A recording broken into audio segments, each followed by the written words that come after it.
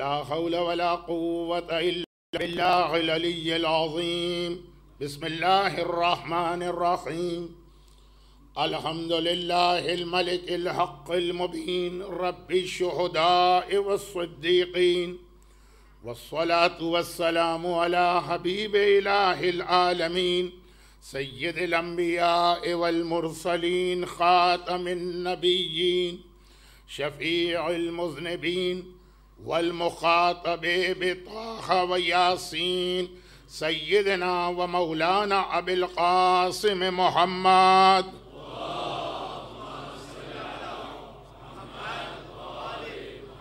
وآله الطيبين الطاهرين المعصومين المظلومين المنتجبين الميامين، سيما على بقية الله في الأراضين وحجته على العالمين.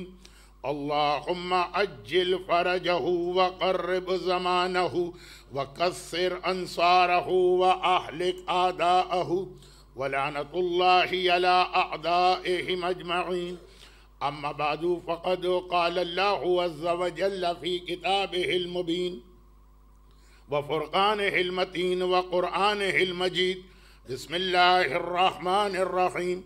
واتقوا فتنة الذي لا تصيبن الذين ظلموا منكم خاصة.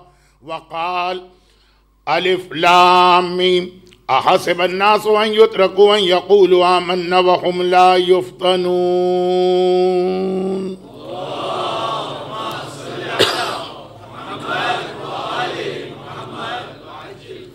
سورہ مبارکہ انفال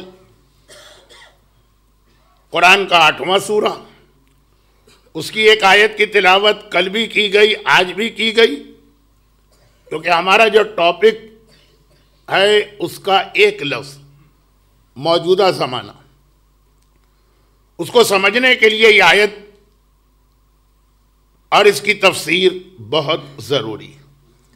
اور صاحبان علم کو معلوم ہے کہ شہید باقر صدر اپنی زندگی کے آخری سالوں میں اس آیت کو کثرت کے ساتھ اپنے مختلف میسیجز اور پیغامات میں کوٹ کیا کرتے تھے. اور دوسری آیت سورہ مبارکہ عنکبوت کی ہے، قرآن کریم کا سورہ نمبر 29، جو ہر سال ماہ مبارک رمضان میں شبائے قدر میں آپ تلاوت کرتے ہیں، یا 23 آف رمضان کی رات. لیکن آج کی رات شب جمعہ بھی ہے، اور شب جمعہ کے حوالے سے 2-3 بہت اہم باتیں ہیں جو صاحبان ایمان کو سارا سال جتنی بھی شب جمعہ آئیں گی اس میں یاد دلانا ضروری ہے. کوئی نئی بات نہیں، لیکن صرف ایک ریمائنڈر کے طور پر. اور پھر کل ہماری مجلس جہاں جا کے ختم ہوئی تھی اس سے ریلیٹڈ 1-2 چھوٹی سی باتوں کا بیان اور ضروری. تو یہ اتنی ساری چیزیں جمع ہو گئیں کہ کل کی طرح سے آج بھی میں مجلس کے شروع میں ہی آپ حضرات سے ایک اپالوجی یا معذرت کر لوں کہ کوئی سیکوینس شاید آپ کو نظر نہ آئے، لیکن جب یہ 2 یا 3 دن کی مجلسیں مکمل ہوں گی اور یہ الگ الگ باتوں کو ہم جمع کریں گے تو پھر انشاءاللہ شب چہلم تک مسلسل جو اناؤنسڈ ہمارا ٹاپک ہے اس پہ بات کی جائے گی. پہلے ہم بات شروع کرتے ہیں ایک ایسے واقعے سے جس کے اندر دعا کے حوالے سے ایک ایسا اصول بیان کیا گیا جو آپ علماء، خطبہ، ذاکرین اور ہم جیسے اسٹوڈنٹ سے بہت زیادہ سنتے رہتے ہیں. میں دعا کے موضوع پہ اس سال مجلسیں نہیں پڑھ رہا ہوں، وہ بالکل ایک ڈیفرنٹ ٹاپک.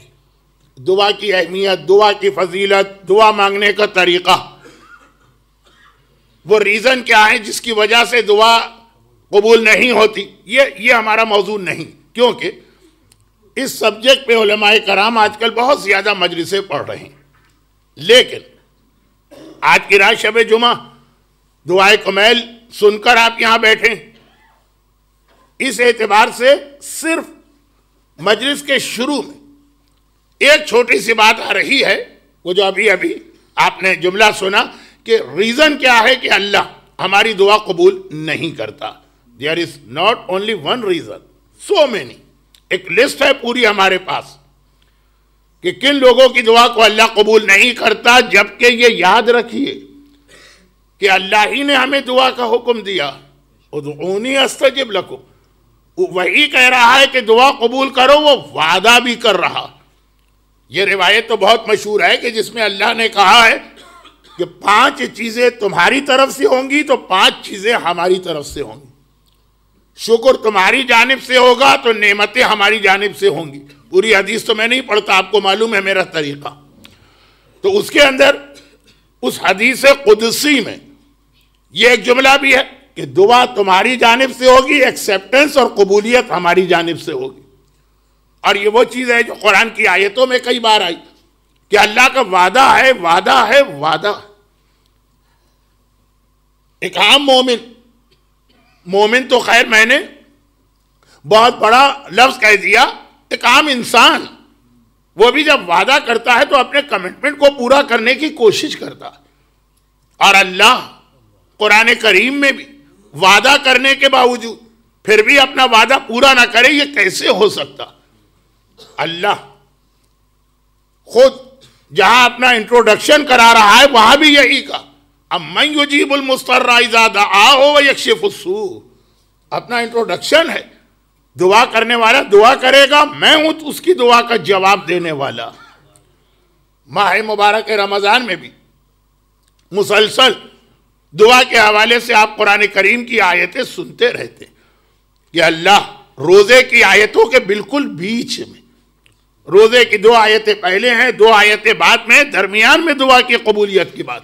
اب یہ مجلس ذرا سا اپنے ٹاپک سے ہٹ رہی ہے، یہ دعا کی فضیلت پہ جا رہی ہے جس کا آج نہ میرے پاس ٹائم ہے نہ اس عشرہ زینبیہ میں یہ میرا ٹاپک ہے. تو بات کو یہیں روکتے ہوئے کہ بار بار وعدہ کیا، مختلف طریقے سے ہمیں یہ چیز ریمائنڈ کرائی گئی. اور آج کی رات شب جمعہ تو اللہ نے بنائی دعا کی قبولیت کی رات. یہ پوری رات ایسی رات کہ جو دعا آپ کی ویک کے باقی 6 دن قبول نہیں ہوتی، آج وہ بھی قبول ہو جاتی. جس طریقے سے ایک جملہ میں نے کل کہا تھا اور ہر آدمی اس کو جانتا ہے، میں یہ نہیں کہہ رہا کہ میں نے کوئی نئی بات کہی کہ جو دعا کہیں قبول نہیں ہوتی ہے پھر کربلا جا کے الاجابہ تحت قبتہ ہی آقا حسین کے روزے پہ قبول ہو جاتی. تو اسی طرح سے جو دعا ویک کے باقی 6 دن قبول نہیں ہے، وہی دعا، وہی آپ مانگنے والے، وہی آپ کی ورڈنگ ہے، آج رات قبول ہو جائے گی شب جمعہ. لیکن اس کے بعد بھی روایتوں میں ہمارے پاس یہ لفظ آ گیا کہ بعض غلطیاں، کچھ مسٹیکس ہماری ایسی کہ جس کی وجہ سے اللہ کا وعدہ پورا نہیں ہوتا. اللہ کی طرف سے کوئی غلطی نہیں، اللہ تو ہماری دعا پوری کرنا چاہتا. ہم نے کوئی ایسا پرابلم کریٹ کر دیا ہے کہ ہماری دعا قبول نہیں ہو رہی. رحمت آنا چاہتی ہے، ہم گھر کو لاک کر کے بیٹھے ہوئے. چنانچہ وہ چیزیں تو آپ بہت سنتے رہتے ہیں، ہر سال رمضان المبارک میں شب قدر کے موقع پہ، قبولیت دعا کے موقع پہ وہ حدیثیں یاد دلائی جاتی. لیکن آج بھی آپ نے وہ اصول یاد کیا، اللہم اغفر لی الذنوب التی تحبس الدعا. اے خدا میں ساری دعائیں کمیل تو بعد میں پڑھوں گا، پہلے میرے وہ گناہ تو معاف کر دے جو دعا کو روک لیتے. 2 گھنٹے کی دعا پڑھنے کا بظاہر کوئی فائدہ نظر نہیں آ رہا. اگر پتا چلے کہ ہم نے دعا کے لیے خود ہی اپنے دروازے کو لاک کیا ہے، پوری رات بھی دعا مانگتے رہیں، اللہ نے قبول بھی کر لی، وہ آ بھی رہی ہے دعا ہمارے گھر میں، اور ہم خود ہی اس کا راستہ روک کے بیٹھے. تو کہا کہ پہلے اللہم اغفر لی الذنوب، یہ بالکل شروع میں آیا ہے جملہ، دعائے کمیل کے آخر میں نہیں آیا، شروع میں آیا. پہلے وہ گناہ تو معاف کرا لو، دعا کے لیے راستہ تو بن جائے. لیکن یہ خالی دعائے کمیل کا جملہ نہیں ہے، آقا حسین کی جو سب سے مشہور دعا. اب ایک لفظ میں کہہ رہا ہوں، نعوذ باللہ، آقا حسین کی توہین نہیں، آقا حسین کی دعائیں اتنی مشہور نہیں. جیسے صحیفہ کاملہ بہت مشہور ہے، جیسے امام علی کی دعائیں بہت مشہور، جبکہ روایتوں میں یہ لفظ ہے کہ سب سے زیادہ دعا مانگنے والوں میں آقا حسین کا شمار ہوتا۔ وہ جملہ یاد کیجئے، صرف میں ایک اشارہ کر رہا ہوں، مجھے معلوم ہے کہ آپ کا وقت بہت قیمتی ہے، تو جو روایتیں آپ کے بچوں کو بھی یاد ہیں میں اسے پڑھ کے آپ کا ٹائم ویسٹ نہیں کروں گا۔ وہ جملہ کہ جب کسی نے پوچھا تھا چوتھے امام سے کہ آپ کے بابا کی اولادیں اتنی کم کیوں، تو جو جواب دیا تھا اس کا خلاصہ یہی تو تھا کہ ساری رات دعاؤں میں اور نمازوں میں آقا حسین گزار رہے ہیں، دعائیں بہت کم ہمارے پاس ہیں مشہور ہمارے یہاں کم، لیکن یہاں سے لے کے وہاں تک میں مجمع دیکھ رہا ہوں، ان میں مجھے تو کوئی ایسا چہرہ نظر نہیں آ رہا جو حج پر نہ گیا، اور جب آپ حج پر جاتے ہیں تو سب سے زیادہ اہم، سب سے زیادہ مشہور کہ جو ہر آدمی جس میں پارٹیسپیٹ کرتا ہے وہ ایک ہی دعا ہے، وہ آقا حسین کی دعا ہے جو میدان عرفات میں آقا نے یوم عرفہ احرام پہن کے ارشاد فرمائی، ایک دعا حج کے حوالے سے۔ کچھ جملے ایسے ہوتے کہ ہم بات سمجھانے کے لیے کہتے ہیں، کبھی کبھار ایسا لگتا ہے کہ شاید کسی معصوم کی اس میں توہین ہو رہی، کہ حج کے حوالے سے جتنی دعائیں دیکھ لیجئے، نہ امام علی کی دعا اتنی مشہور ہے، نہ چوتھے امام کی دعا اتنی مشہور ہے، نہ رسول خدا کی دعا اتنی مشہور ہے جو آقا حسین کی دعائیں عرفات کا اسٹیٹس ہر آدمی جانتا، حتیٰ جو لوگ حج پر نہیں گئے انہیں بھی معلوم ہے، جو اس میں بھی یہ جملہ کہ اے خدا میرے ان گناہوں کو معاف کر دے جو دعا کے لیے رکاوٹ بن جاتے۔ شب عرفہ کی دعا ہے، اس میں بھی یہ جملہ موجود، اور پھر عشرہ زینبیہ کے حوالے سے گرچہ ذکر تو شہزادی زینب کی دعا اور بد دعا کا ہے، لیکن عشرہ زینبیہ چوتھے امام کا بھی ذکر ساتھ ساتھ لازم ہے۔ چوتھے امام نے پھر وضاحت بھی کی کہ آخر دعا کیوں رکتی ہے، بلکہ جو چوتھے امام کی حدیث ہے اس میں تو اس مسئلے کو اور زیادہ واضح کیا گیا ہے۔ الذنوب التی، یہ بیچ سے عبارت پڑھ رہا ہوں، الذنوب التی تحبس الرزق وترد الدعاء، کہ وہ گناہ جس کی وجہ سے دعا واپس کر دی جاتی ہے۔ ایک ہے دعا روک لینا، آپ کہیں جا رہے ہیں، ٹریول کر رہے ہیں، معلوم ہوا راستے کے اندر پولیس نے روڈ بند کی ہوئی ہے، وہاں پہ آپ رکے ہوئے، وہ رکاوٹ ہٹے گی، آگے بڑھ سکتے ہیں۔ ایک ہے واپس کر دیا گیا، جاؤ واپس۔ اب میں اس کو سمجھانے میں آپ کا ٹائم نہیں برباد کرتا۔ چوتھے امام فرما رہے کچھ گناہ ایسے ہیں کہ روزی کو روکتے ہیں، رزق کو۔ رزق بھی وہ چیز ہے، وَمَا مِن دَابَّةٍ فِي الْأَرْضِ إِلَّا عَلَى اللَّهِ رِزْقُهَا، روزی بھی وہ چیز ہے نا، رزق جس کا وعدہ اللہ نے کیا۔ زمین پہ چلنے والا ہر ذی حیات، انسان تو انسان، جانور بھی، اللہ پر ہے اس کا رزق اور روزی۔ مگر امام فرماتے ہیں کہ اگر تمہیں روزی کی پریشانی ہوتی ہے تو اس کا کوئی ریزن ہے، ورنہ وہی بات کہ یا تو یہ مانو نعوذ باللہ کہ اللہ وعدہ کرتا، جب کام نکل جائے تو اپنا وعدہ توڑ دیتا، جو ہم میں اور ہم میں سے بعض لوگوں کی وہ خاصیت ہے جو آج کی مجلس کا آدھا حصہ لے گی یہ چیز۔ ابھی تھوڑا آگے چل کے روزی کا بھی اللہ نے، رزق کا بھی اللہ نے وعدہ کیا، مگر چوتھا امام اس حدیث میں ارشاد فرما رہا کہ کچھ گناہ ایسے ہیں جو روزی کو بند کر دیتے ہیں، روک دیتے ہیں۔ روزی آ گئی، رزق کہتا ہوں، روزی کا لفظ یہاں کے ماحول میں اتنا اچھا نہیں ہے، انگریزی میں روزی جو ہے وہ شاید کسی کے نام بھی ہوتے ہیں، تو وہ روزی آ گئی تو آپ پلٹ کے دیکھیں گے کیسے آ گئی، تو رزق روک لیا گیا۔ رزق اللہ وعدہ کرنے کے بعد رزق کو اللہ نہیں روک رہا، تمہارے گھر کا راستہ تم نے راستہ بند کیا ہوا، اور دعا کو واپس کر دیا گیا اور زندگی کو مختصر کر دیا گیا۔ یہ تین انسان کے لیے بہت بڑی پریشانیاں۔ امام میرا چوتھا امام ارشاد فرماتا ہے یہ کچھ گناہ کے نتیجے میں اللہ کو کوئی شوق نہیں ہے یا اللہ کو انٹرٹین نہیں ہوتا ہے ہمارے پرابلمز کو دیکھ کر. لیکن تم نے یہ غلطی کی. تو اب وہ کیا ہے, پوری حدیث آج نہیں پڑھ رہا ہوں اس اعتبار سے کہ جو بات مجھے آج بتانا ہے اس میں خاصا وقت لگ جائے گا. ایک ایسی روایت پڑھنا ہے جو ویسے تو میں کراچی میں 50 منٹ میں وہ روایت پڑھتا ہوں, اتنا تو یہاں پوری مجلس کا بھی ٹائم مجھ کو نہیں ملتا. کراچی میں کم سے کم ہماری مجلس 90 منٹ کی ہوتی ہے, ورنہ 2 گھنٹے 2.5 گھنٹے 3 گھنٹے. یہ میں نے صرف آپ کو بتایا کہ دنیا میں کچھ اور علاقے بالکل آپ کے مخالف ہیں, ویسٹ اور ایسٹ. لیکن بہت ہی اس کو سمرائز کر کے پھر بھی 15 منٹ تو لوں گا. اور وہ روایت اتنا لمبا پڑھنے کی ضرورت نہیں ہے, لیکن ڈیو ٹو ون بہت ہی میجر ریزن میں روایت کو 15 منٹ میں لوں گا. لیکن پہلے یہ جملہ کمپلیٹ ہو جائے کہ میں لسٹ نہیں بتا رہا ہوں, میں آپ کو وہ اصول بتا رہا ہوں جو حدیثوں میں آیا کہ گناہ دعا کو روک لیتے ہیں, گناہ دعا کو واپس کر دیتے ہیں. گناہ کے نتیجے میں اللہ اپنا وعدہ پورا کرنا چاہ رہا ہے, ہم نے گناہ کیے, اللہ کا وعدہ بھی رک جاتا. وہ کون سے گناہ, یہ آج کل علماء کرام دعا کے عنوان پہ جو اشرے پڑھتے ہیں اس میں تفصیل کے ساتھ آتا. مگر خاص طور پر ایک چیز کو ذہن میں رکھیے گا. اچھا, اب جو چیز میں بیان کر رہا ہوں اس میں دعا کے حوالے سے کوئی بات نہیں, لیکن جو فارمولا, جو اصول, جو کاز, جو ریزن آیا دعا رک جانے کا, وہ اس کے اندر کسی اور انداز سے بیان کیا گیا. صادق آل محمد امام جعفر صادق علیہ الصلوۃ والسلام ارشاد فرما رہے ہیں,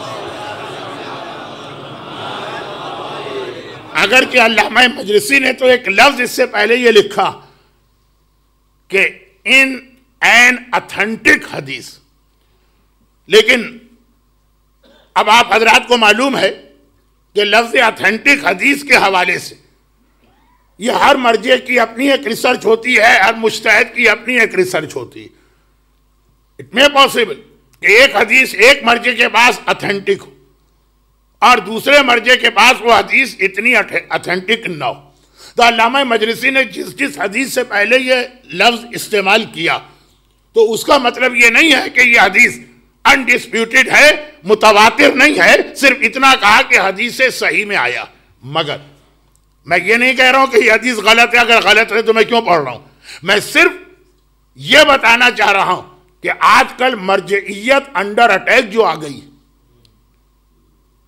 اس کے اندر دشمن کے پاس کچھ ایسے ہمارے ایموشنز کو استعمال کرنے کی ٹرکس ہے جس کی وجہ سے وہ لوگ بھی کنفیوز ہو جاتے ہیں جو اگینسٹ مرجعیت نہیں, لیکن کنفیوز ہو جاتے ہیں, جن میں یہ والا سب سے زیادہ دشمن کے پاس, شیطان کے پاس, یا جو بھی آج کل کے زمانے کا شیطان ہو اس کے پاس مس گائیڈ کرنے کا ایک طریقہ یہ بھی کہ بھائی جب یہ حدیث میں یہ چیز آ گئی ہے تو مرجع نے حدیث کے اگینسٹ فتویٰ کیسے دے دیا. اور دیکھیے علامہ مجلسی نے لکھا کہ حدیث اتھینٹک ہے, تو اگر علامہ مجلسی کے اتھینٹک کو ہم مان لیں تو وہی اجتہاد کا دروازہ بند ہو گیا. اس کا مطلب تو یہ ہوا نا کہ آگے اس کے بعد کسی مرجع یا مجتہد کو اجتہاد کا حق نہیں. علامہ مجلسی کا اتنا میں احترام کرتا ہوں کہ میری تقاریر اور لیکچر جس کے گواہ, میں اس پہ بات نہیں کر رہا ہوں, میں بات کر رہا ہوں کہ دشمن اکثر یہ کہتا. یہ اچھا ہوا کہ آپ کے علاقے میں ابھی یہ چیز اتنا انٹر نہیں ہوئی. انڈیا اور پاکستان کے اندر پوری بکس چھاپی گئی. کیا بکس؟ وہ ساری حدیثیں کوٹ کی گئی جنہیں کسی ایک پرانے مرجع یا مجتہد یا محدث نے حدیث صحیح لکھا. وہ ساری حدیثیں لکھی گئیں اور اس کے بعد اس حدیث, ہر حدیث اس کے نیچے پھر موجودہ کرنٹ مراجع کا فتویٰ. کوا مثلا حدیث میں ہے کہ حرام ہے, مرجع وقت نے کہا کہ یہ حلال ہے, اوپر حدیث, پھر پرانے محدث کا فتویٰ, نظریہ, اور اس کے بعد کسی ایک کرنٹ مرجع کا فتویٰ. تو پوری کتابیں ہیں اس حوالے سے. اب یہ چیز یہاں پہ ابھی اتنا نہیں آئی, لیکن پھر بھی کہ دنیا جو ہے آج کل گلوبل ولیج بن گئی. انڈیا اور پاکستان کی چیز یہاں آ سکتی ہے جیسے یہاں کے فتنے وہاں جا رہے ہیں. ایک اور بہت بڑا سوال یہ ہوتا کہ مراجع کے فتووں میں اختلاف کیوں ہوتا. وائی دیئر آر ڈفرینسز، جبکہ ہمارا قرآن ایک ہے، قول امام ایک ہے. یہ جو لفظ کہا جاتا ہے قول امام ایک، اس کو سمجھانا پڑتا ہے مختلف مجلسوں میں.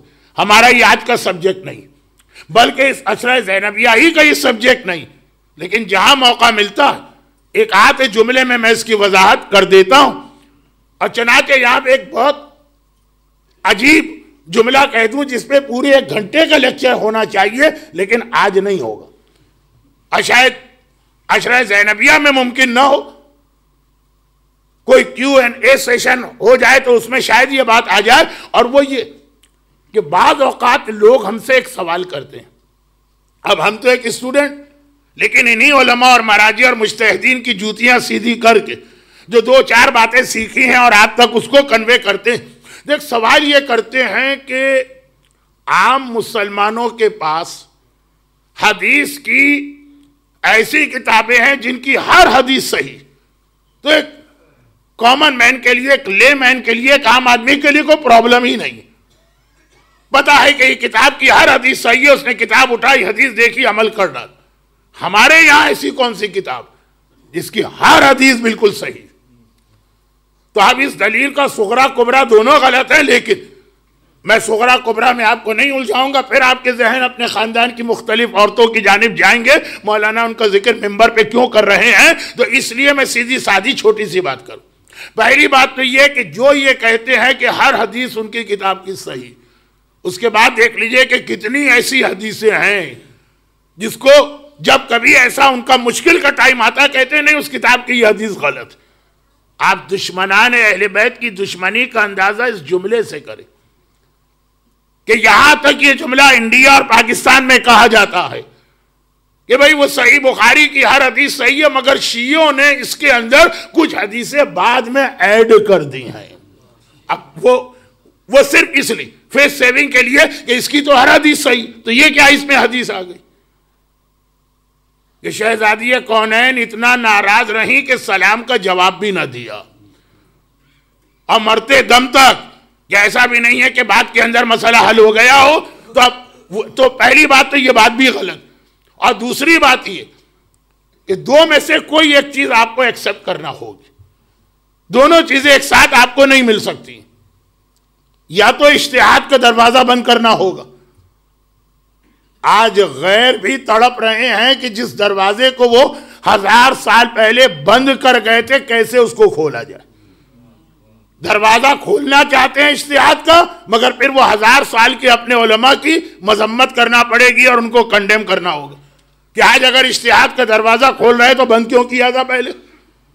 اور اگر اجتہاد کا دروازہ نہ کھولے تو آج کی 21 سینچری کے اندر ایک مسلمان کیسے زندگی گزار سکتا جہاں پہ پورا نیا پولیٹیکل سسٹم ہے، جہاں پہ پورا نیا اکنامیکل سسٹم ہے، جہاں پہ پورا نیا جوڈیشری کا سسٹم ہے. سارے سسٹم ہی بالکل نئے. اور جو نئی ٹیکنالوجی ہے اس کی بات تو چھوڑیے. بہت مختصر کہا جاتا ہے کہ جہاں ڈی این اے سے یہ پتا چلتا ہے کہ یہ اولاد کس کی ہے، جہاں پہ کلوننگ کے ذریعے سے نسل آگے بڑھائی جا رہی ہے، وہ 1000 سال پہلے اجتہاد کا دروازہ بند کر دیا. اب کیا کیا جائے؟ تو یا تو 21 سینچری میں اسلام کو آؤٹ ڈیٹڈ مانے، اور یا پھر یہ کہ اجتہاد کا دروازہ کھولیں. اچھا، دوسروں سے ہمیں کیا تعلق؟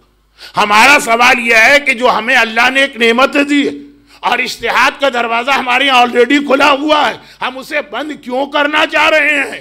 جو غلطی کر چکے ہیں وہ اپنی غلطی پہ پچھتا رہے ہیں. ہر سال کے بعد اسلامی دنیا میں کہیں نہ کہیں ایک سیمینار ہوتا ہے کہ کیسے اجتہاد کا دروازہ کھولا جائے، اور ہمارے پاس الحمدللہ 1400 سال میں without any gap and break اجتہاد کا دروازہ کھلا نظر آ رہا ہے. صرف کچھ چیزیں ہماری سمجھ میں نہیں آ رہی تو ہم چاہتے ہیں کہ دروازہ بند ہو جائے. یہ میں نے سنسیئر لوگوں کے لیے کہا، ورنہ جن کے ویسٹڈ انٹرسٹ ہیں اور یا یہ کہ جو لوگ ہمارے درمیان پلانٹ کیے گئے ان کی تو بات ہی الگ، لیکن وہ ہماری مجلس میں کوئی تھوڑی آئیں گے.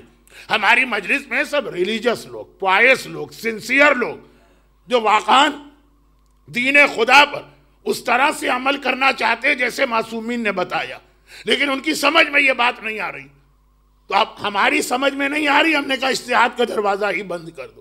اور ایک بہت ہی خطرناک جملہ میں نے اسی ایام ازاں میں سنا ہے، وہ انشاءاللہ کسی اور مجلس میں کوٹ کروں گا، کیونکہ آج کا ٹاپک تو رہا جا رہا. تو اگر یا تو اجتہاد کا دروازہ بند کرے تب تو حدیث کی ایک اتھینٹک کتاب بن سکتی ہے. جو بنائے گا وہ اپنے حساب سے اس میں اتھینٹک حدیث سے لکھے گا. لیکن اگر اجتہاد کا دروازہ کھلا، دیٹ مینس ایوری مجتہد اینڈ مرجع has a right to research. تو پھر ہو سکتا ہے کہ پرانے 50 سال 40 سال چھوڑیں، اس کے اپنے استاد نے کسی حدیث کو صحیح مانا ہو اور اس کی ریسرچ اختلاف کر رہی ہو، تو اگر اجتہاد کا دروازہ کھلا تو ہر مجتہد کو یہ رائٹ دینا پڑے گا حدیث کی ایسی کتاب لکھی ہی نہیں جا سکتی ہے. اور اس کی ایک بہت ہی سمپل ایگزامپل بھی ہے، مگر آج کے لیے نہیں کیونکہ ٹائم بہت گزر گیا، اصل سبجیکٹ رکا ہوا ہے. لیکن یہ جو میں نے ایک جملہ کہا نا، بہت ہی سمپل ایگزامپل، وہ انشاءاللہ کل یا پرسوں کسی دن آئے گا. ہے بڑا سینسیٹیو اور اسپیشلی آپ حضرات کے لیے بہت سینسیٹیو ہے، اس لیے مجھے بہت سوچ سمجھ کے پورا دن ریسٹ کرنے کے بعد، اپنا جیٹ لیگ اتارنے کے بعد پھر وہ جملہ کہوں گا کہ ایسا نہ ہو کہ ایک لفظ بھی ادھر سے ادھر ہو جائے، میری 50 منٹ کی محنت پہ پانی پھر جائے صرف آدھے منٹ کی سلپ آف ٹنگ کی وجہ سے. تو خیر، خلاصہ یہ کہ جب تک اجتہاد کا دروازہ کھلا ہے، ریسرچ جاری ہے، ایک حدیث ایک کے پاس اتھینٹک ہوگی تو ہو سکتا ہے کہ دوسرے کے پاس یہ حدیث ویک ہو. لیکن یہ بات تو بیچ میں آ گئی، کیونکہ جس حدیث کو میں کوٹ کر رہا تھا اس سے پہلے علامہ مجلسی نے اپنی عادت کے تحت لکھا کہ یہ حدیث صحیح. علامہ مجلسی کی خصوصیت یہ ہے کہ جو واقعہ کوٹ کرتے ہیں لکھ دیتے ہیں حدیث صحیح ہے یا حدیث ثقہ ہے یا حدیث ضعیف ہے. اب وہ واقعہ چھوٹی سی اسٹوری بہت بڑی ہے، اس کو شارٹ کریں، کیونکہ اس کے اندر پھر ایک مرتبہ گھوم کے ہم اجتہاد کے حوالے سے بھی بات کریں گے آج ہی کے مجلس کے اندر. اور اس کا ایک بہت براڈ ٹائپ کا میسیج ہے جو کل سے ہمارے ٹاپک کو آگے بڑھائے گا. امام فرماتے ہیں کہ بنی اسرائیل، اب یہاں پہ شروع میں ایک فقہی مسئلہ بھی بتاؤں نہیں، توجہ دے رہا ہوں، ورنہ حجت الاسلام سید مرتضیٰ کشمیری وکیل حضرت آیت اللہ سیستانی آپ کے درمیان ہے، مسئلہ آپ ان سے پوچھ لیجئے گا، ہم لوگ تو طالب علم. صرف اتنا خلاصہ کہ ایک جو فتویٰ بہت زیادہ ہائی لائٹ کیا ویسٹرن میڈیا نے پچھلے 1 سال، رہبر آیت اللہ خامنائی کا بھی یہی نظریہ تھا، اور آیت اللہ عظمیٰ آغا سیستانی کا تو ہے یہ نظریہ. اور خاص طور پر یہ مسئلے سے ریلیٹڈ 3-4 اور مسئلے پچھلے 2-3 سال سے جب بھی میں کاظمین کی زیارت کے لیے جاتا ہوں تو باب الحوائج امام موسی کاظم علیہ السلام کے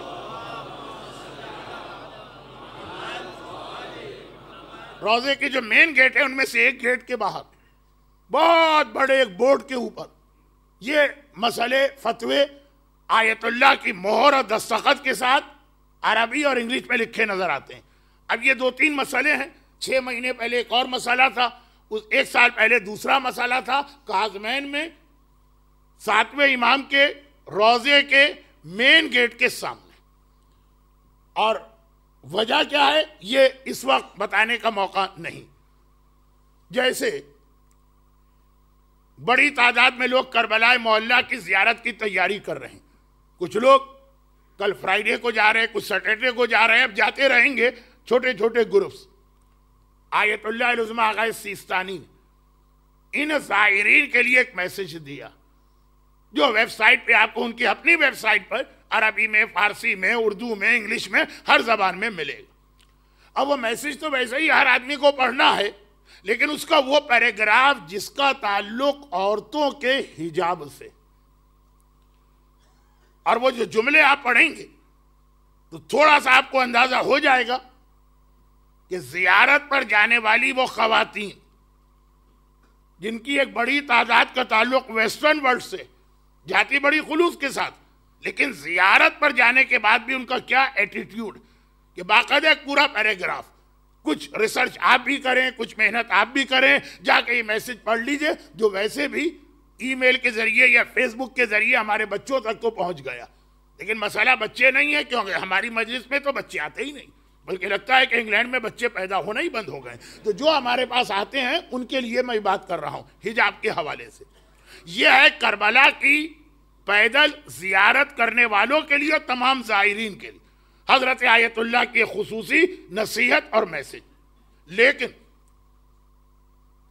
کاظمین میں یہ 2 سال سے میں یہ دیکھ رہا ہوں، وہ فتوے سارے کتاب میں انٹرنیٹ، آپس کی چیٹنگ، نامحرم لڑکی اور لڑکی کا آپس میں ایک دوسرے سے بات کرنا، اس کے حوالے سے کئی فتوے آئے ہیں جن کا خلاصہ یہ کہ یہ چیزیں آلموسٹ حرام قرار دی گئیں. میں یہ نہیں کہہ رہا کہ آپ میری ورڈنگ کو سن کر اس کو فائنل فتویٰ سمجھیں، اس کی ڈیٹیل ایکسپلینیشن وہ علماء آپ کے سامنے کریں گے. لیکن ایک بہت بڑا یہ ایشو ہے، اور اس ایشو میں جو خاص بات ہے وہ یہ کہ ہمارے بزرگ علماء کا ایک طریقہ تھا انڈیا اور پاکستان میں بھی اور عراق اور ایران میں بھی کہ بعض حلال چیزوں کو بھی وہ اجازت نہیں دیتے تھے، اس کی پرمیشن نہیں دیتے تھے کہ اگر یہ حلال چیزیں ایکسپیرینس سے پتہ چل رہی ہیں کہ آہستہ آہستہ آدمی کو حرام میں لے جائیں گے. ٹھیک ہے، ابھی حلال، دور دور تک کوئی امکان نظر نہیں آ رہا کہ اس میں کوئی حرام آئے گا، لیکن جو پرانا ایکسپیرینس ہے، جو دوسرے لوگ یہ حلال کام کرتے چلے آ رہے ہیں، تو اندازہ ہو رہا. ابھی جو میں نے لاسٹ کاظمین کا وزٹ کیا وہ رمضان عید کے بعد، وہاں پر اسی حوالے سے انٹرنیٹ کے حوالے سے ایک فتویٰ تھا کہ کیا شوہر کو یہ اختیار ہے کہ اپنی بیوی کو فیس بک پر یا اس طرح کی مختلف ویب سائٹ پر جانے سے روکے. عورت شوہر کی اجازت کے بغیر گھر سے باہر نہیں جا سکتی، گھر کے اندر رہ کے تو آزاد ہے نا، لیکن کیا اس مسئلے میں اس کو اجازت ہے؟ بہت لمبی بات تھی. میں خود دیکھ رہا ہوں کہ مجلس کا وقت ختم ہوا جا رہا ہے، لیکن اس واقعے کے بیگننگ میں ہی چونکہ یہ چیز واضح کرنا ضروری تھی کہ بعض اوقات کچھ حلال چیزیں بھی اس لیے حرام کر دی جاتی ہیں. مقدمہ حرام ہے کہ نہیں، یہ اصول فقہ کی ایک بہت دقیق بحث، لیکن مختصری کہ کچھ حلال چیزیں ایسی ہیں جنہیں شیطان استعمال کرتا ہے. ذرا بھی مومن الرٹ نہ رہے تو فوراً وہ اس حلال سے حرام میں چلا جائے گا، اس کو پتہ ہی نہیں چلے گا. ایک غلط ایگزٹ، کہاں سے آپ کہاں پہنچ جائیں گے. تو حلال کے راستے میں یا صراط مستقیم پر بھی کچھ ایگزٹ ہے. ذرا سا آپ باتوں میں لگے، بے خیالی میں کہیں اور چلے گئے، وہ آپ نے بورڈ نہیں دیکھا، جا رہے ہیں صراط مستقیم پر، ایسا ایگزٹ آپ کو ملے گا کہیں سے کہیں پہنچ گئے، کہیں سے کہیں کا جنت جانے کے بجائے جہنم میں پہنچ گئے. 2 ہی تو راستے ہیں نا. تو خیر، تو یہ جو ہے علماء اور مراجع کی بھی ڈیوٹی ہے اور قوم کے بڑوں کی بھی ڈیوٹی ہے. اور اسی اعتبار سے شوہر اور بیوی کے انٹرنیٹ کے یوزیج کے بارے میں بھی ایک بہت اہم مسئلہ، گرچہ اسے پچھلے سال دشمن میڈیا نے بہت زیادہ ہائی لائٹ کیا، لیکن چھوڑیں اس بات کو. اب واقعے کے شروع میں حضرت نوح کی وہ حدیث سنا کے پھر بات کو آگے بڑھاؤں. شاید آج ہم صحیح کنکلوژن نہ نکال پائیں ٹائم کم ہونے کی وجہ سے، لیکن ایٹ لیسٹ روایت تو مکمل ہو جائے. ایک حضرت نوح کا واقعہ میں اکثر پڑھتا ہوں، اور وہ یہ ہے کہ جب وہ فلڈ آیا، طوفان نوح، تو صرف وہ لوگ سروائیو کر سکے جو کشتی نوح کے اندر تھے. حضرت نوح کی جو کشتی ہے، سفینہ ہے، آرک ہے. اب مسجد کوفہ کی زیارت کی وجہ سے یہ واقعہ ہر زائر کو ریمائنڈ کرایا جاتا ہے. مسجد کوفہ کی زیارتوں میں ایک زیارت یہ بھی. تو یہ واقعہ جس گروپ میں بھی آپ جائیں گے وہ آپ کو شارٹ میں صحیح ریمائنڈ کرائیں گے. تو حضرت نوح کی کشتی میں جو آ گیا صرف وہ پروٹیکٹڈ، چاہے انسان ہو چاہے جانور ہو. حضرت نوح کی کشتی چلی اور نوح اپنی کشتی کا سروے کرنے نکلے کہ ہر بڑے کی ذمہ داری کہ چیک کرتا رہے کہ جو اس کے چھوٹے ہیں انہیں کوئی پرابلم، کوئی تکلیف تو نہیں. ایک بار دیکھتے چلے کہ ہاں وہ 80 مومن بھی ہیں، ان کے وہ 3 بیٹے بھی ہیں، تینوں کی بیویاں بھی ہیں، اپنی بھی 2 میں سے ایک بیوی تو ہے کشتی میں، ایک نہیں ہے. یہ ہاتھی کھڑا ہے، وہ زراف کھڑا ہے، وہ جو افریقہ والے فور جانور جو بگ گیم ہنٹر کہلاتے ہیں وہ بھی دیکھے، چھوٹے جانور بھی دیکھے. ایک جگہ پر بڑے ریلیکس موڈ میں، وہ جو ہوتی ہے نا ایک ریکلائنگ چیئر، بہت ریلیکس موڈ میں شیطان بیٹھا نظر آیا. شیطان اور میری کشتی میں آ گئے، یہ کیسے پاسبل ہے؟ کشتی نوح میں تو وداؤٹ پرمیشن، جب تک کہ نوح پرمیشن نہ دے کوئی نہیں آ سکتا. ایک بار کہا کہ اے شیطان تو یہاں کیسے آ گئے؟ کہا کہ آپ ہی کی پرمیشن سے آیا. اب انبیاء کے یہ واقعات ہمارے اور آپ کے لیے ایک میسج ہوتے ہیں. تو کہا کہ تو کیسے آیا؟ آپ نے پرمیشن دی. نوح کہتے ہیں میں اور شیطان کو پرمیشن دوں؟ انہوں نے کہا نا کہ ذرا بھی ایک آدمی غافل ہوا اور آنکھ لگی. فارسی کا ایک شعر ہے کہ میں قافلے کے ساتھ چل رہا تھا، میرے پیر میں کانٹا چھپ گیا، میں کانٹا نکالنے کے لیے جھکا، اب جو سر اٹھایا قافلہ 100 سال آگے چلا گیا تھا. تو کبھی اس طرح سے آدمی ٹرین مس کر دیتا. ایک لمحے کے لیے بھی آپ کو شیطان کی جانب سے غافل نہیں ہونا ہے، ہر وقت الرٹ بیٹھنا. تو حضرت نوح کا یہ واقعہ 2 بڑے اہم میسج ہم کو دے رہا. پہلا یہی کہ حضرت نوح نے کہا میں اور تمہیں پرمیشن دوں؟ How it's possible? کہا کہ یاد کیجئے جب تمام جانوروں کو کال کیا گیا تھا، کب بارش شروع ہو گئی تھی، وہ اوون یا تندور میں سے پانی نکلنے لگا تھا، طوفان نوح سٹارٹ ہو گیا تھا، یعنی عذاب خدا شروع ہو گئے. اور حضرت نوح کو معلوم کہ ودن منٹس پوری دنیا جو ہے وہ ڈوب جائے گی. تو جتنے لوگوں کو کشتی میں بلانا ہے سب کو جلدی کرا رہے. اب سب لوگ آ گئے، سارے جانور آ گئے. سب سے آخر میں گدھا جو آیا، تو گدھا تو پھر گدھا ہوتا، وہ دروازے پہ جا کے، اب گدھے کو سمجھنے کے لیے بھی بہرحال بہت عقل چاہیے. دجال کا بھی ایک گدھا ہوگا، حضرت عیسیٰ کا بھی ایک بڑا قابل احترام گدھا، بلعم باعور کا بھی ایک گدھا تھا جس سے قرآن نے جس بلعم باعور کو کتا کہا. تو یہ بہت سارے گدھے ہیں. ایک صاحب کا گدھا کھو گیا، پہلے بہت قیمتی ہوتا تھا گدھا، جیسے آپ کی BMW یا مرسیڈیز غائب ہو جائے. اب گدھوں کا انشورنس بھی نہیں ہوتا تھا اس زمانے میں، بلکہ کسی کا بھی نہیں ہوتا تھا. تو اب یہ پریشان، ایک آدمی کی ساری لائف ڈیپینڈ کرتی ہے گدھے کے اوپر، یہی سورس آف انکم. ہر ایک سے ریکویسٹ کر رہے ہیں کوئی گدھا لے کے نہ آیا. ایک آدمی ڈھونڈ کے لے آیا، بہت شاباش تھی، بہت کندھا ہلایا، پیٹنگ کی. کہا لیکن یہ بتاؤ تم کیسے لے کے آ گئے؟ کہا کہ میں نے سوچا کہ اگر میں خود گدھا ہوتا اور میں کھو جاتا تو میں کہاں پہ جاتا؟ میں وہیں گیا تو آپ کا گدھا وہیں پہ کھڑا ہوا تھا. تو بعض چیزیں ایسی ہوتی، اب یہ جملہ سنیے گا، بعض چیزیں ایسی ہوتی کہ اگر آپ کو شیطان کا طریقہ سمجھنا ہے تو کچھ لمحوں کے لیے شیطان بن کے سوچیے. دجال کا طریقہ سمجھنا ہے تو کچھ لمحوں کے لیے دجال بن کے سوچیے. اگر یزیدیوں کا طریقہ سمجھنا ہے کچھ لمحوں کے لیے ذہن میں وہ کیفیت لائیے، تب آپ حق تک پہنچیں گے. اور اس جملے کی بات میں وضاحت کروں گا. اگر کسی کو یہ جملہ ڈائجسٹ نہیں ہوا تو تھوڑا ویٹ کرے 1 یا 2 دن. حضرت نوح فرماتے ہیں کہ تو کیسے آ گیا؟ کہا گدھا جب آ رہا تھا تو دروازے پہ کھڑا ہو گیا. اب اردو بڑی مشکل ہو جاتی ہے، اڑ گیا، آگے بڑھنے کو تیار نہیں. اور وہاں پہ بارش بڑھتی جا رہی، بالکل لاسٹ مومنٹ ہے، دنیا ڈوبنے والی ہے، سارے انسان سارے جانور آ گئے. اب گدھا اڑ گیا، آگے ہی نہیں بڑھ رہا. کیونکہ شاید آپ لوگوں نے گدھے دیکھے نہ ہو، وہ چار ٹانگوں والے گدھے شاید وہ آپ نے دیکھے نہ ہو. کیونکہ میں نے ویسٹ کے زو میں گدھوں کو دیکھا ہے. کراچی میں آئیے، ہر سڑک پہ سینکڑوں آپ کو گدھے نظر آئیں گے. تو گدھے کی عادت ہے، جہاں رک گیا. اب حضرت نوح کو جلدی ہے کیونکہ اپنی کشتی کا دروازہ بھی بند کرنا. چنانچہ کان سے پکڑ کے اسے کھینچا. کہا جاتا ہے گدھے کے کان بھی اسی وجہ سے لمبے ہوئے. تو جن کی سمجھ میں نہیں آ رہا ہے گدھے کے کان، وہ انٹرنیٹ پہ جا کے ٹائپ کرے، تصویر بھی آ جائے گی. انٹرنیٹ پہ جائیے گا، آئینے کے سامنے نہیں. تو خیر ایک بار گدھے کے کان بھی لمبے ہو گئے، وہ آگے نہیں بڑھ رہا. آخر حضرت نوح کو وہ غصہ آ گیا جو حرام نہیں ہے. غصہ کہیں حرام ہے، کہیں اس کی ڈگری بہت کم ہے. اور اس غصے کے عالم میں کہا کہ شیطان یہاں کہاں کھڑا ہو گیا، اندر آ جا. وہ گدھا اندر آ گیا. مگر یہ جو نوح کی زبان پہ جملہ آیا کہ شیطان یہاں کہاں کھڑا ہو گیا، کہے گدھے کو رہے تھے. لیکن اب وہ لفظ شیطان کہا نا تو اس اصلی شیطان کو بھی پرمیشن مل گئی، وہ بھی ساتھ ساتھ چلا آیا. ہاں معاملات کے اندر ما قصد لم یقع وما وقع لم یقصد، یہ لیکن یہ معاملات کی بات نہیں ہے، غصے کے عالم میں کہہ رہے ہیں۔ شیطان کہاں رک گیا؟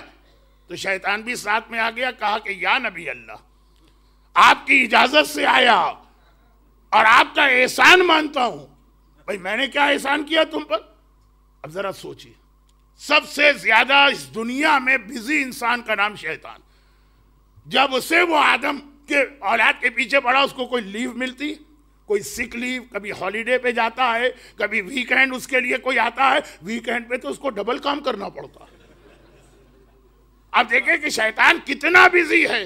کہا کہ آپ کی دعا سے جو طوفان آیا ساری قوم ختم ہو گئی، تو اب میرے لیے یہ ہالیڈے ہو گئی، جب تک کہ نئی قوم پیدا نہیں ہوگی اس وقت تک کوئی ہے ہی نہیں، کس کو مس گائیڈ کروں؟ کشتی نوح میں تو چلے گا نہیں شیطان کا طریقہ، تو میں آرام سے ہوں، آپ نے مجھے اتنا آرام دلوا دیا، اب بتائیے احسان آپ نے کیا ہے، میں اس کا بدلہ دینا چاہتا ہوں۔ شیطان تھا نا، مومن کوئی تھوڑی تھا کہ جو احسان کرے اسی کی پیٹھ میں خنجر گھوپے۔ کہا کہ ایک احسان آپ نے کیا، ایک احسان آپ نے کیا، بدلہ دینا چاہتا ہوں۔ آپ کیا چاہتے ہیں؟ اب حضرت نوح نے اپنے اتنے سے غصے پر بھی پہلے تو اللہ کی بارگاہ میں توبہ کی۔ انبیاء اور ائمہ کی توبہ گناہ کی نہیں ہوتی ہے، لیکن وہ ایک الگ سبجیکٹ ہے، وہ ہو جائے گا۔ اس کے بعد کہا اچھا شیطان پھر ایک بات تو بتا دے، میں اکثر یہ سوچتا ہوں کہ تو کافروں کو بہکاتا ہے، تو منافقوں کو گمراہ کرتا ہے، تو مشرکوں کو مس گائیڈ کرتا ہے، تو ایتھیسٹ لوگوں کو سیدھے راستے سے ہٹاتا ہے، تو کیا تعجب ہے؟ وہ تو پہلے ہی صراط مستقیم پر ہے ہی نہیں، پہلے ہی گمراہی کے راستے پر۔ کسی مومن کے اوپر کس طریقے سے تیرا کنٹرول ہوتا، مومن تیرے ہاتھ میں کیسے آتا ہے؟ وہ تو انڈر دا پروٹیکشن آف ملائکہ اور اللہ اور سب کچھ۔ کہا کہ یا نبی خدا، although it's a business secret، لیکن ایک احسان آپ نے کیا ہے اس لیے مجھے بتانا تو پڑے گا، اور وہ یہ ہے کہ دنیا کا سب سے مشکل کام ہے مومن کو بہکانا، سب سے مشکل کام۔ وہ اتنے سارے پروٹیکشن کے اندر ہوتا ہے مومن، نماز پڑھ رہا ہے تو نماز اس کو پروٹیکٹ کر رہی ہے، قرآن پڑھ رہا ہے تو قرآن اس کو بچا رہا ہے، اگر دعائے کمیل پڑھ کے آیا ہے تو دعائے کمیل اس کو بچا رہی ہے۔ کہ مومن کو بہکانا سب سے مشکل کام، مگر تین اگر غلطیاں مومن کبھی کرے تو میرے لیے بہت ہی ایزی ہو جاتا ہے۔ اس وقت وہ ایسا میرے کنٹرول میں آ چکا ہوتا، ایسی جگہ کھڑا ہے کہ میں ہلکا سا پش کروں وہ سلپ ہو کے گرے گا۔ تین، اب یہ تین اگر آپ دیکھیں تو یوں یہ گناہ نہیں ہے، یہ بہت چھوٹے گناہ۔ نمبر ایک، جب مومن غصے میں آ جائے، حرام والا غصہ نہ صحیح، حضرت نوح جیسا ہی غصہ صحیح، لیکن غصے میں آ جائے، پھر اس موقع پر مومن کی عقل ختم ہو جاتی ہے، اور پھر ذرا سا بھی وہ غافل ہوا اور مجھے چانس ملا اس غصے کے عالم میں ایسی چیزیں اس کی زبان پہ لے آتا ہوں، کبھی اللہ سے ناراض، کبھی اسلام سے ناراض، کبھی مرجع تقلید کے اوپر ناراض، کبھی ماں باپ کے خلاف، کبھی دوستوں کے خلاف۔ غصے کے عالم میں آدمی کتنا اپنی زبان پہ کنٹرول کرتا۔ ساتویں امام کے صحابی اگر اپنے منہ میں کنکر رکھ کے زندگی گزارتے، میرا جو سادہ ملا احمد عراقی نے لکھا کہ ساتویں امام کے صحابی اپنے منہ میں کنکر رکھا کرتے۔ پوچھا گیا کیوں؟ کہا اتنا ڈرایا ہمارے ساتویں امام نے زبان کے بارے میں کہ اس کو ذرا سا بھی آزاد نہ چھوڑنا، اسے فریڈم نہ دینا، ایک بار یہ آزاد ہو گئی تو میں جنت سے جہنم میں پہنچا دے گی، زبان پہ بہت زیادہ چیک رکھنا۔ اگرچہ انسانوں میں بھی ایک ایسی کیٹیگری ہے، لیکن وہ اس وقت میں اپنی زبان پہ ان کا نام نہیں لاؤں گا، کہیں کوئی ڈسکریمنیشن وغیرہ کا قانون نہ میرے راستے میں آ جائے، کہ کنٹرول کر کے رکھنا۔ ذرا سی بھی ان کو آزادی دے دی تو تمہاری جنت کو جہنم میں کنورٹ کر دیں گی۔ خیر، اب یہ میں اردو میں نے کہا تاکہ سمجھنے والے سمجھ جائیں، اور جن کا مسئلہ ڈسکریمنیشن ہے وہ تو سمجھیں گے ہی نہیں کہ کر دیں گی اور کر دے گا میں کیا فرق ہے۔ تو خیر خلاصہ یہ ہے کہ زبان کا غصے کے عالم میں مومن کی زبان آؤٹ آف کنٹرول ہوتی ہے، نہ بھائی کا خیال کرتا ہے، نہ کسی مومن ساتھی کا خیال کرتا ہے، نہ والدین کا خیال کرتا ہے، نہ عالم کا خیال کرتا ہے، نہ جس امام کے پیچھے نماز پڑھ کے آیا ہے نہ اس کا خیال کرتا ہے، نہ مرجع کا خیال کرتا ہے، نہ اللہ کا خیال کرتا۔ وَإِذَا مَبْتَلَاهُ فَقَدَرَ عَلَيْهِ رِزْقَهُ فَيَقُولُ رَبِّي أَهَانَنِ۔ مومن کہتا ہے میرے رب، میرے پروردگار نے میری توہین کر دی، وہ اللہ سے لڑنے لگتا۔ لیکن اس پہ بات تو بہت لمبی ہو جائے گی۔ نمبر 2، کہا کہ دوسرا موقع جب وہ کسی نامحرم کے ساتھ ایک جگہ پہ اس طرح سے جمع ہو کہ وہاں کوئی اور نہ ہو، چاہے وہ لوگ قرآن پڑھنے کے لیے جمع ہوئے، قرآن کا مطلب جو بھی اس زمانے میں صحیفہ نو آیا ہوگا، کہا کہ اچھے مقصد کے لیے، نیک پرپس کے لیے، اگر نامحرم کے ساتھ کسی تنہائی کی جگہ میں جمع ہوئے، تمہارا پرپس بہت ہی اچھا ہے، اس کو دین سکھانا، یا وہ تمہیں قرآن سکھانا چاہتی ہے یا کوئی بھی، لیکن یہ بیسٹ موقع ہے میرے پاس مومن اور مومنہ کو بہکانے کا، ایسا ان کو سلپ کراؤں گا اور گناہ کے راستے پہ لے جاؤں گا کہ ان کو پتہ بھی نہیں چلے گا کہ یہ اچھا کام کب حرام کام میں بدل گیا۔ انٹرنیٹ اس کی بہترین مثال۔ خالی مسلمان نہیں، ساری دنیا کے پیرنٹس، گورنمنٹس پریشان ہیں کہ کس طریقے سے اس فتنے پہ قابو پایا جائے، لیکن باقی اس مسئلے پہ کچھ گفتگو مجھے آگے کرنا ہے، کیونکہ یہ فیس بک جس طرح سے فساد بک میں چینج ہو کر گھروں کے اندر طلاقیں لے کے آ رہی ہے، سیپریشن کا سبب بن رہی ہے، شوہر اور بیوی جیسے قابل احترام رشتے کو توڑ رہی ہے، وہ موضوع ایسا نہیں ہے کہ ہم اس کو نظر انداز کریں۔ دعا موجودہ زمانے میں اب علماء بیٹھے ہیں، ایک حدیث میں بھی ہے کہ ایسے آدمی کی دعا بھی قبول نہیں ہوتی ہے شوہر اور بیوی کے ریلیشن میں جہاں جھگڑے ہوں، لیکن بس اس سے زیادہ نہیں، بعد میں بتاؤں گا۔ آخری بات، یہ شیطان بتا رہا کہ مومن یا مومنہ کو میں بڑے آرام سے کیسے بہکا سکتا ہوں، شیطان کہہ رہا۔ اور تیسرا یہ کہ جب دو پارٹیز کے بیچ میں اس کو کوئی ڈسپیوٹ طے کرانا، اس کو بیچ میں ایز اے آربیٹریٹر رکھا، یہ تو میں بہت اپنے لیول کی بات کر رہا ہوں، ورنہ پھر جج بنایا، کچھ لوگوں کو اسلام نے جج بنایا تو خیر کہا یہ بڑا خطرناک مرحلہ، گویا پلے وتھ فائر۔ ذرا سا بھی مومن اگر اس کی توجہ ہٹ گئی مسئلے سے، فیوریزم آ جائے گا۔ یہ سب سے خطرناک موقع ہے جو روایت میں ہے کہ قاضی، جج، دو آدمیوں کے بیچ میں ڈسپیوٹ کرانے والا، اس چیئر پر یا نبی بیٹھتا ہے یا وصی بیٹھتا ہے یا شقی بیٹھتا ہے۔ یہ بہرحال ایک بہت بڑا ٹاپک بنے گا، لیکن آپ کے لیے اس کا صرف اتنا سا حصہ۔ بہت ہی خطرناک مرحلہ ہے، جیسے میں ساری دنیا میں گھوم کے آیا ہوں، یہ جملہ مجھے کہنا پڑ رہا ہے تاکہ یہ آپ کو پتا چلے کہ میں کسی خاص جگہ کے حوالے سے بات نہیں کر رہا، پوری دنیا۔ ہسبینڈ اینڈ وائف کے پرابلم آج کل کہاں نہیں ہو رہے، اور وہاں بیچ میں آربیٹریٹر بھی آتے ہیں، وہاں بیچ میں کچھ فیملی ممبر بھی آتے ہیں، وہاں بیچ میں کچھ ریلیٹیوز بھی آتے ہیں، وہاں کچھ عام مومن بھی آتے ہیں، اور وہ جب اس ڈسپیوٹ کو طے کراتے ہیں بہت ہی زیادہ ان کو الرٹ ہو کے بیٹھنا۔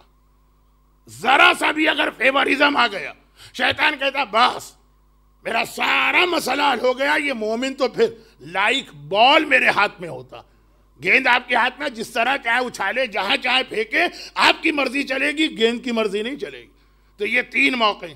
اچھا اب یہ جو تیسری چیز، اس میں ایک بات یاد رکھیں، اور یہ وہی پرابلم ہے جو مرجعیت کے حوالے سے بھی مجھے ڈسکس کرنا، اور وہ یہ کہ بعض لوگ اس لیے بھی مرجعیت کو چھوڑ رہے ہیں، مراجع کو، کہ بھئی ان کے فتووں میں اختلاف ہے، ایک کہتا ہے واجب ہے، دوسرا کہتا ہے حرام ہے، ایک کہتا ہے جائز ہے، ایک کہتا ہے مستحب۔ کون اس چکر میں پڑھو، چھوڑو اس کو، جو من میں آئے وہ کرو۔ یہ جملہ میں نے خالی ایک عام آدمی سے نہیں سنا، ممبر سے بھی سنا کہ بھئی میرا تو دماغ خراب ہو گیا یہ الگ الگ فتوے سن کے، میں تو آ کے گھر میں سو گیا، جو دل میں آئے وہ کرنا۔ لیکن یہ تو مرجعیت، حدیثوں کے بارے میں بھی یہی ہم سنتے۔ ایک گروپ ہے ہمارے یہاں جو کہلاتا اہل قرآن، وہ ہر چیز کہتے ہیں قرآن میں آپ شو کریں۔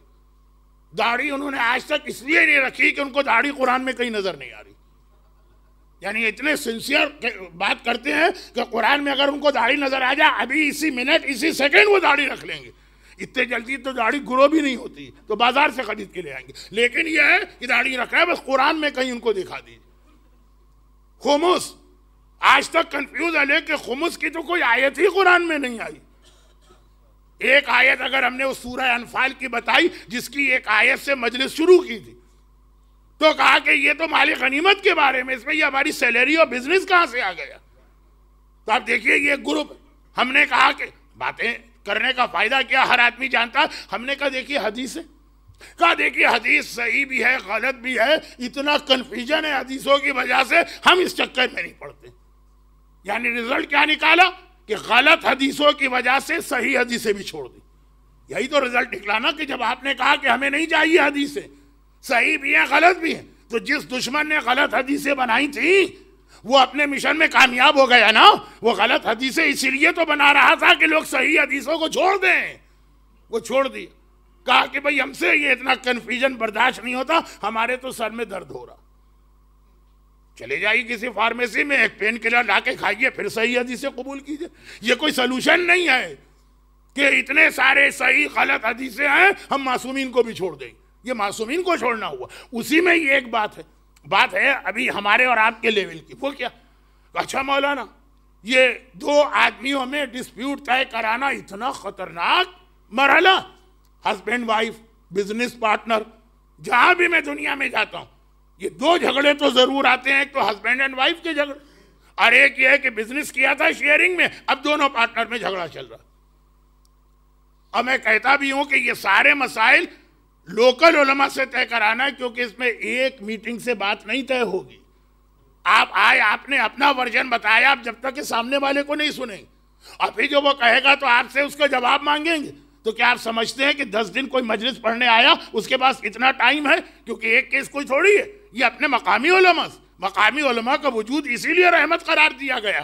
ایسے شہر میں رہنا بھی مکروہ ہے جہاں پہ کوئی عالم نہ ہو, وہ اسی لیے. تو اب یہ ہے کہ کہا کہ نہیں مولانا یہ اتنا مشکل مسئلہ کہ شیطان ہمیں مس گائیڈ کر کے ہماری ساری نیکیاں ختم کرا سکتا. غصہ, نامحرم کے ساتھ جمع ہونا, اور یہ کہ دو آدمیوں میں ڈسپیوٹ کرانا. تو پہلی بات تو میری ہوتی ہے کہ آپ اتنا ڈرے تو آخری بات سے کیوں ڈرے؟ پہلی دو بات میں تو نہیں ڈرے. یہ تو آپ نے نہیں کہا نہیں بھائی بہت خطرناک ہے آج سے غصہ نہیں کریں گے, یہ تو نہیں کہا. بھائی نامحرم کے ساتھ جمع ہونا بہت خطرناک ہے, آج سے کسی نامحرم سے کانٹیکٹ نہیں کریں گے. نہیں, اس میں تو آپ نے کہا کوئی بات نہیں, وہ تو ہم کر لیں گے کسی طرح. یہ آخری چیز کے اندر آپ اتنا گھبرا گئے. پھر یاد رکھیے کہ اسی لیے اسلام نے افضل ترین عبادتوں میں سے ایک عبادت قرار دی اصلاح ذات البین. افضل ترین عبادتوں میں. اس کی اہمیت کا اندازہ اس سے کریں کہ حضرت آیت اللہ العظمیٰ آغا سیستانی نے زائرین کے نام جو میسج دیا, اس کے اندر نہج البلاغہ کے پیروی کرتے ہوئے, اس کو فالو کرتے ہوئے, عربی ٹیکسٹ میں اللہ اللہ یہ لفظ لاہیں. اللہ اللہ فی الصلاۃ نماز کے بارے میں, اللہ اللہ فی الحجاب حجاب کے بارے میں. یہ نہج البلاغہ میں مولا کی آخری وصیتوں میں سے ایک وصیت, جس میں مولا نے 22-23 ایڈوائس کی, ہر ایک سے شروع میں کہا اللہ اللہ. اور وہ اسٹارٹ کہاں سے ہوئی وہ وصیت؟ کب کی ہے یہ وصیت؟ 19 رمضان 20 یا 21, آخری راتیں مولا کی.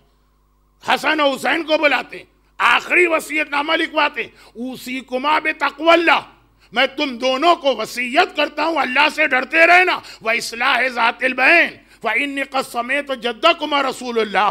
مومنوں کے درمیان جھگڑے طے کرانا, کیونکہ میں نے اپنے کانوں سے سنا کہ تمہارا جد رسول خدا کہہ رہا اصلاح ذات البین افضل من عبادت سنہ. ایک آدمی سارا سال سنت عبادت کرتا رہے اس کا ثواب کم ہے, ایک مومن دو پارٹیز کے درمیان ڈسپیوٹ طے کرائے اس کا ثواب زیادہ. نہج البلاغہ آپ کے گھر میں ہے, جا کے دیکھ لیجیے. اور اگر آپ کے پاس ٹائم نہیں ہے, بچے سے کہیے وہ انٹرنیٹ پر یا اسمارٹ فون یا آئی فون سے نکال کے آپ کو ریفرنس دے دے گا. اصلاح ذات البین افضل من عبادت سنہ. 1 سال تک سنت نمازیں پڑھی, 1 سال تک سنت روزے رکھے, اور اس سے زیادہ ثواب مل گیا دو مومنوں کے جھگڑے کو طے کرانے. اللہ کے رسول کی یہ حدیث مولا نے سنائی, آخری حدیث سنی. آج کے مجلس کا ٹائم ختم ہو گیا اور میرا آج کا ٹاپک شروع بھی نہیں ہوا, اور یہ اکثر ہو جاتا ہے, کوئی نئی بات نہیں. آخری حدیث سنی. یہ وہ حدیث ہے جس سے ریلیٹڈ دعا حج میں ہم بہت پڑھتے ہیں. جن لوگوں نے حج تمام دعاؤں کے ساتھ کیا, تو ایک تو بہت ہی لہندی دعا ہے امام حسین, لیکن باقی ہر جگہ چھوٹی چھوٹی دعائیں. کعبے کا طواف کرو ایک چھوٹی دعا, صفا مروہ کی صحیح کرو, اس میں یہ لفظ بہت آتا ہے اذلنی یوم لا ذل الا ذلک. اے خدا اس دن مجھے شیڈو دینا یا سایہ دینا اپنے عرش کے نیچے, جس دن تیرے عرش کے علاوہ کہیں پہ کوئی سایہ نہیں ہوگا. قیامت کا دن, قیامت. معصوم کی حدیث ہے کہ 3 نیکی کرنے والے ایسے ہیں کہ جب پورا میدان قیامت, گرمی, سورج پریشان ہو رہا, اللہ انہیں اپنے عرش کے نیچے جگہ دے گا. اور ان میں سے ایک وہ الساعی, جو کوشش اور صحیح کر رہا شوہر اور بیوی کے درمیان اختلاف کو طے کرانے کی. تو ثواب اتنا بتایا گیا ہے کہ دل چاہتا ہے باقی ساری سنت عبادتیں چھوڑو، اس عبادت کو انجام دو، لیکن کہا کہ بی الرٹ، بی کوشس۔ شیطان نیکیوں ہی سے تو گناہ کا راستہ نکالتا، مومن کے لیے شیطان کا طریقہ یہی ہے کہ نیکی کرتے کرتے آپ کو گناہ کے راستے پہ لے جاتا۔ اب یہ تو ہو گیا ہمیں الرٹ رہنا، اور پھر مومنوں کا یہ فریضہ یا ڈیوٹی کہ وہ یہ دیکھتے رہیں کہ اگر کوئی آدمی اگینسٹ ریلیجن، اگینسٹ شریعت، اگینسٹ مرجعیت، اگینسٹ احادیث بات کر رہا تو وہ بھی یہ دیکھتے رہیں کہ ان میں کون ایسا ہے جو ایکچول دشمنی میں یہ بات کر رہا ہے، کون بیچارہ ایسا ہے کہ ہے بہت سنسیئر، لیک آف نالج کی وجہ سے وہ دشمن یا شیطان کی ٹرک میں چلا گیا، مسمرائز ہو گیا، ہیپناٹائز ہو گیا، ورنہ وہ دل سے برا نہیں ہے۔ ایسے کتنے لوگ مرجعیت کے خلاف بھی بولتے ہیں لیکن ہمیں پتا ہے کہ کتنے سنسیئر، حدیث کے خلاف بھی بولتے ہیں ہمیں پتا ہے کتنے سنسیئر، اور کچھ ہے کہ نہیں واقعاً یا خود دشمن ہے یا دشمن نے انہیں ہمارے درمیان پلانٹ کیا۔ مومن کی یہ ذمہ داری عام مومن کی کہ اتنی اس کے اندر اویئرنیس ہو، دو ٹائپ کے دشمنوں کو پہچان سکے۔ جیسے ہمیں شام کے بازار میں اس کی ایگزامپل مل رہی ہے، شام وہاں پہ یہ روایت بھی ہمیں ملی کہ جب بازار شام میں یہ قافلہ داخل ہوا تو ایک ہی تو مرد تھا اس قافلے میں، ہتھکڑی اور بیڑی کا اسیر سجاد آگے آگے چل رہا، ننگے سر ہے، قیدیوں کا نیلے رنگ کا کرتا سجاد کے بدن پر ہے، اور پیچھے اونٹوں پہ خاندان کی عورتیں ہیں۔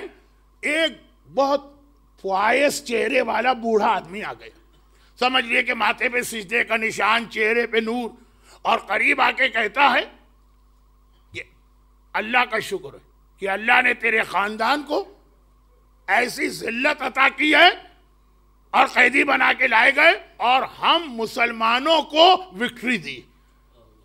پروپیگنڈا یہ کیا گیا تھا نا کہ یہ باغی لوگ ہیں جو اسلام کے اگینسٹ جنگ کرنے آئے، تو وہ اسی خیال میں آ کے بڑی سنسیئرٹی سے کہہ رہا۔ مولا سجاد نے سر اٹھایا، دیکھا یہ کون آدمی، ایک بار پہچان لیا کہ یہ آدمی جو جتنا اگینسٹ بول رہا مگر دل سے نہیں بول رہا، جو پروپیگنڈا ہوا۔ مولا نے کہا یہ بتا کیا تو نے قرآن میں آیہ مودت پڑھی؟ کہا کہ ہاں پڑھی۔ آیہ تطہیر پڑھی ہے؟ کہا پڑھی ہے۔ کہا کہ کیا تو نے آیہ مثلا امام مبین پڑھی ہے؟ پڑھی۔ آیہ ولایت پڑھی ہے؟ پڑھی۔ مگر یہ ساری آیتوں کا تجھ سے کیا تعلق؟ کہا یہ ساری آیتیں ہمارے بارے میں نازل ہوئیں، یہ قرآن ہمارا ذکر کر رہا۔ وہ بے اختیار جیسے ہی ٹروتھ پتا چلا سر سے امامہ پھینکا، رونے لگا، سر پیٹنے لگا، مولا کیا خدا میرے گناہ کو معاف کرے گا؟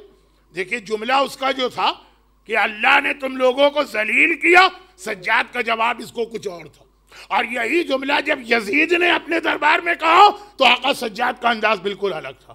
دربار یزید، اور ایک بار یزید کی نگاہ پڑی خاندان پر، دیکھا ایک ہی مرد، سجاد کو دیکھ کے پوچھا من انتا، تو کون ہے؟ کہا انا علی ابن الحسین، میں حسین کا بیٹا علی۔ کہا علی؟ وہ تو کربلا میں اللہ نے اسے مار دیا۔ کہا وہ میرا بھائی علی اکبر تھا، اللہ نے نہیں تیری ظالم فوج نے اس کو شہید کیا۔ یزید کہتا ہے دیکھا اللہ نے کیسے تم لوگوں کو ذلیل کیا۔ تقریباً ویسا ہی جملہ یہ یزید بھی کہہ رہا، وہاں سجاد کا انداز کچھ اور تھا، یہاں سجاد کا انداز کچھ اور، جبکہ وہاں پہ سجاد ایک بوڑھا آیا ہے ایگریسو انداز میں جواب دے سکتے ہیں، وہاں پہ کتنے پولائٹ وے میں کا، اور یہاں یزید اپنی پوری طاقت کے ساتھ بیٹھا۔ یہاں سجاد کو جھکنا چاہیے لیکن یہاں سجاد شیر خدا کا پوتا ایک بار سینہ تان کے کہتا ہے کہ یزید ذلیل ہم نہیں ہوئے، ذلیل تو ہوا، روز قیامت تجھے پتا چلے گا اللہ نے کیسی ذلت تیرے خاندان میں لکھ دی۔ بھرے دربار وزیر بھی ہیں، امیر بھی ہیں، غیر ممالک کے ایمبیسیڈر اور سفیر بھی ہیں، یہ جملہ اپنے بارے میں سنا۔ ایک بار یزید شراب تو ویسے ہی پیے بیٹھا، شرابی کا غصے میں آ کے کہتا ہے جلاد اس جوان کی گردن کاٹ دے۔ میرا مولا مسکرایا، ایحدثون بالموت الموت لنا عادت و کرامتنا شہادت۔ یزید تو نے مجھے موت کا تھریٹ دیا ہے؟ ارے غلط آدمی کو یہ تھریٹ دیا ہے، مرنا ہمارے خاندان کی عادت ہے، شہید ہو جانا ہماری فضیلت ہے۔ سجاد شہادت کے لیے تیار۔ زینب کبریٰ کو عاشور کی سپہر یاد آ گئی۔ بھیا نے آخری رخصت کے وقت کہا تھا زینب میں دنیا سے جا رہا ہوں، میرا سجاد تیرے حوالے، سجاد کی حفاظت کرنا۔ ایک بار زینب آگے آتی ہے، سجاد کے سامنے آ کے کھڑی ہو، کہا یزید جب تک علی کی بیٹی زینب زندہ ہے میرے سجاد کو کوئی نقصان نہیں پہنچا سکتا۔ وہ تو ویسے ہی شراب کے نشے میں چور، ایک بار کہتا ہے جلاد تو پہلے زینب کی گردن اڑا دے۔ زینب مرنے کے لیے تیار، علی کی بیٹی ہے، مگر ایک کونے میں بیٹھی ہوئی فضہ کو 11 ہجری یاد آ گئی۔ میری شہزادی فاطمہ دنیا سے جا رہی، مجھے بلا کے کہا تھا اماں فضہ، بہن فضہ، میں نے تجھے بہن کہا، میں نے تجھے بہن سمجھا، میں جا رہی ہوں، میری اولاد تیرے حوالے۔ فضہ حسن کو نہ بچا سکی، تشت میں کلیجہ ٹکڑے ٹکڑے ہوا، حسین کو نہ بچا سکی، نوکے نیزہ پر کٹا ہوا سر بلند ہوا۔ ایک بار زینب کو بچانے آگے آگی، یزید جب تک فاطمہ کی کنیز فضہ زندہ، میری شہزادی کو کوئی نقصان نہیں پہنچا سکتا۔ شرابی تو ہے، ایک بار یزید کہتا جلاد تو پہلے اس بڑھیا کی گردن اڑا دے۔ بس ایک بار فضہ مڑی، دربار کو دیکھا، ملک حبشہ کے 200 سردار بیٹھے ہیں۔ کہا کہ اے میرے ملک والوں، تمہاری غیرت کو کیا ہوا؟ تمہارے سامنے مجھے قتل کیا جائے تم خاموش رہو؟ وہ حبشی سرداروں کی غیرت بیدار ہو گئی، 200 تلواریں دربار میں نکل آئیں۔ ایک بار کہا یزید خبردار فضہ کو کچھ نہ کہنا ورنہ خون کی ندیاں بہہ جائیں گی۔ علی کی بیٹی زینب بہت صابرہ اور اب تک بہت صبر سے کام لیا، مگر اب یہ جو منظر دیکھا زینب کی آنکھوں میں آنسو آ گئے۔ ایک مرتبہ مدینے کا رخ کیا، آواز دی السلام علیک یا جدہ، السلام علیک یا رسول اللہ، نانا رسول خدا۔ ایک کنیز کی حمایت میں 200 تلواریں اور آپ کی بیٹی زینب قیدی بن کے کھڑی ہے اور کوئی زینب کی حمایت کرنے والا۔ خداوندہ آج کی شب جمعہ کا واسطہ شریکت الحسین عقیلہ بنی ہاشم زینب کبریٰ اور میرے مظلوم امام سید الساجدین کے ان مصائب کا واسطہ، جو مومنین اور مومنات آج کی مجلس میں ان کو، ان کے گھروں کو، ان کے گھر والوں کو، ان کی روزی کے ذرائع کو، ان کی اولاد کو ہر آفت و پریشانی سے محفوظ فرما۔ دنیا بھر کے صاحبان ایمان کو ظالموں کے ہر شر و ظلم سے نجات دلا۔ خداوندہ ہماری تمام حاجتیں شب جمعہ کا واسطہ، اس گریے کا واسطہ جو ابھی ابھی کیا گیا، صف اعضاء پہ بیٹھے ہوئے مومنین اور مومنات کی ساری حاجتوں کو پورا فرما۔ ہمارے تمام مرحومین کی مغفرت فرما، بیماروں کو شفائے کاملہ عطا فرما، ظہور امام میں تعجیل فرما۔